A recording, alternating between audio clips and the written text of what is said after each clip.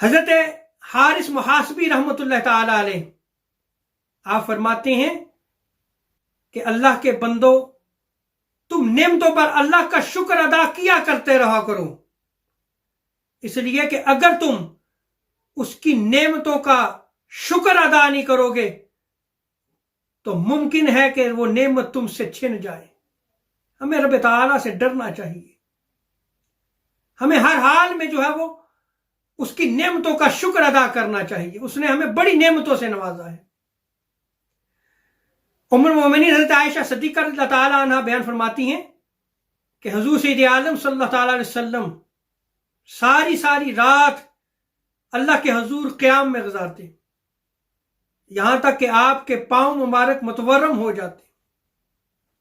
تو میں نے پوچھا یا رسول اللہ صلی اللہ علیہ وسلم، آپ کے وسیلے سے اگلوں اور پچھلوں کے گناہ معاف کیے گئے ہیں اور آپ ساری رات اللہ کے حضور قیام کرتے ہیں، ساری رات جو ہے وہ آپ اللہ کے حضور گر گراتے ہوئے گزارتے ہیں، روتے ہوئے گزارتے ہیں، حالت سجدہ میں گزارتے ہیں، حالت قیام میں گزارتے ہیں۔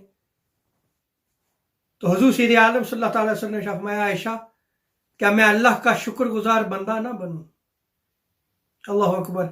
یہ تاجدار کائنات علیہ الصلوۃ والسلام کی سنت مبارکہ ہے۔ ہمیں ہر حال میں رب تعالیٰ کا شکر ادا کرنا چاہیے۔